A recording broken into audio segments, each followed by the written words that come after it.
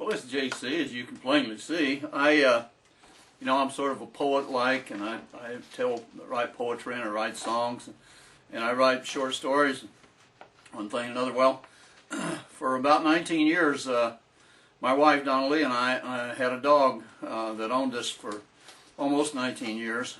We belonged to him all the time. It should have been the other way around, but it didn't work out that way. Anyhow, he was quite a dog. He was only about this long when I first saw him, and he was just barely weaned and barely able to get around, and I reached over to pet him, and he nipped me. So I knew right away that he wasn't going to be in love with me. Anyhow, my wife named him Chico.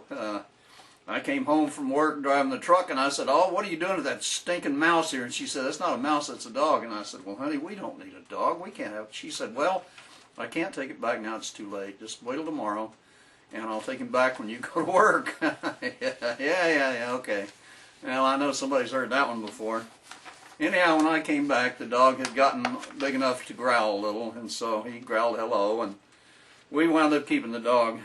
He was a pretty good dog, though. He loved my wife more than life itself, and he hated me his entire life. Anyhow, she called him my Chico, and later on, when I got to know him a little better, I called him Chico the Wonder Dog. He was quite a dog. He was foul-tempered, but he was very intelligent. And he couldn't talk, but he had a way to look at you, look at me, to give me an idea about what he wanted me to say. He kind of looked things at me, and I got to where I could look things back at him, so we got along pretty well that way. Well, I wrote a little story about him here. It's in my Time and a Place down in the little Chicoisms over there, and it's called Time for a Walk. And this is what happened one day when my wife and I had gained a little bit of weight, not much, a little bit, and decided we wanted to start exercising a little bit. And so I remember now Chico the Wonder Dog, he can kind of look things at me, and so having explained that, I'll go ahead and read this little short story. The name of it is Time for a Walk, and I'm going to read it exactly the way I wrote it. Now if there's any Spanish people out there, don't be offended, because I wrote it just the way Chico looked it at me. And so anyhow, time for a walk. Mi esposa, that's my wife, little Mex lingo there, and I decided to go for a walk this evening.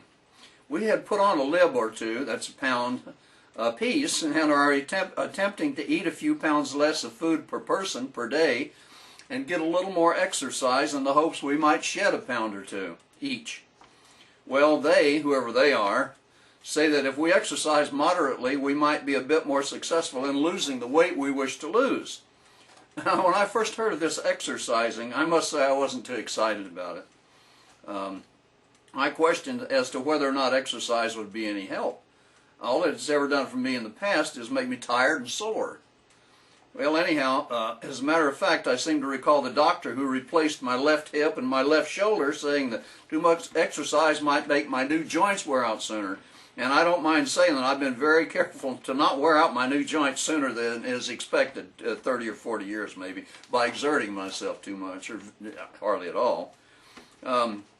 Anyhow, when Donna asked me what I thought about exercising to help lose some weight, I asked her, will I have to actually stand up? Well, she opined as to how I would, and I quickly lost any desire to do that thing. Anyhow, we, that is she, decided we would go for a walk. I expressed a reservation about walking around in the middle of a mobile park where we live, not wanting to look like some old people out for a walk, so Donna suggested driving to the river park and trying to appear to be actual hikers, out for a hike instead of a cardiac-enhancing old person stroll. I finally agreed, and we started out the door. Well, all at once a ghostly form blocked the door. It startles us at first until we heard the low growl, as low as 6 inches tall can be, throaty growl, and realized it was Chico the Wonder Dog. He looked at me, and where the hell do you think you're going without me? He has to look at me because, as we all know, dogs don't talk, and his language is not always the best either. I looked at him, out for a walk, then quickly added, would you like to come along? Does a bear do it in the forest? He looked at me, and I agreed a bear does do it in the forest, and I told him to come on. Do you still have that heavy-headed walking cane? He looked at me, and I admitted as to how I did, and he indicated I needed to take it for self-defense in case there might be someone there bigger and meaner than either Donna or me. I have an idea that he might have been a tad nervous about there maybe being a great big 10-pound dog there too. Well, I grabbed the cane and took Donna by the arm and leashed Chico the Wonder Dog to protect the public from him just in case he went berserk. And we went to the river and had our walk. I'm happy to say I lost a 13th of an ounce that day. Just thinking only 208 days I will have lost a pound. It's wonderful. Donna says she lost 2 ounces. Chico lost an ounce, but we left it on the trail to mark his territory. And that's the story of our walk with Chico the Wonder Dog. Thank you very much.